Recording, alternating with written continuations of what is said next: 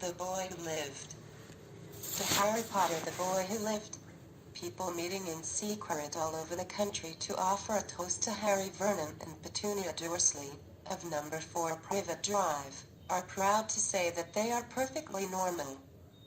They are the last people you'd expect to be involved in anything strange or mysterious, because they just don't hold with such nonsense. Vernon is the director of a drill-making firm called Groenings, and Petunia keeps house and raises their 1-year-old son Dudley. On Tuesday, the 1st of November 1981, the Dursleys begin the day by gossiping about their neighbors while Petunia wrestles their toddler into his high chair. None of them notice a large tawny owl flying past their window, but Vernon does notice a tabby cat reading a map and a street sign outside their house. He forces himself to forget the sight, but upon arriving in town, he notices large groups of people wearing cloaks.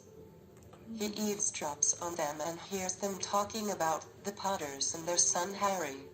Vernon finds this horrifying because the Potters are his in-laws, and he and Petunia wouldn't want anyone to find out about them.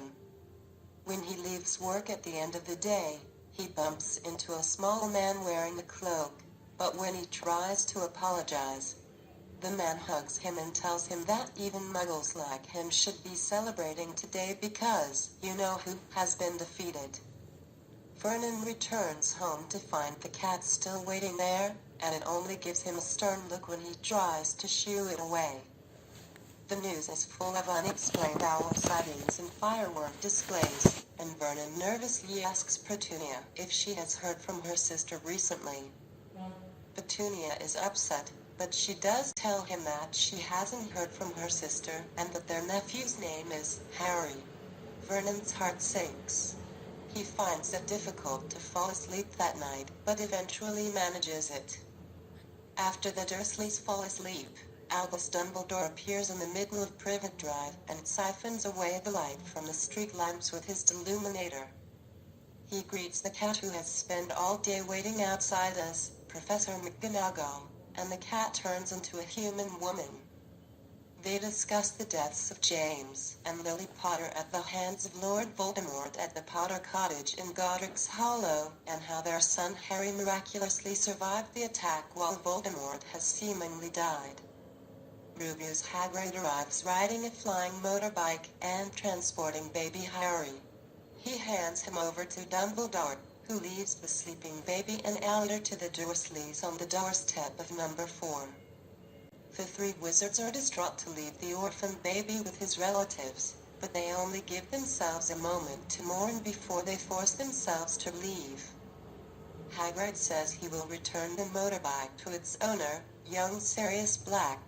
McGonagall resumes her cat form and slinks around the corner at the other end of the street.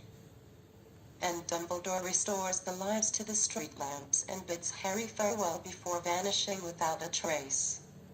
Harry rolls over inside his bundle of blankets, and his small hand closes on the letter as he sleeps on. Does not know that he is special and famous, that he will be woken up the next morning by his aunt's scream when Petunia opens the front door to put out the milk bottles.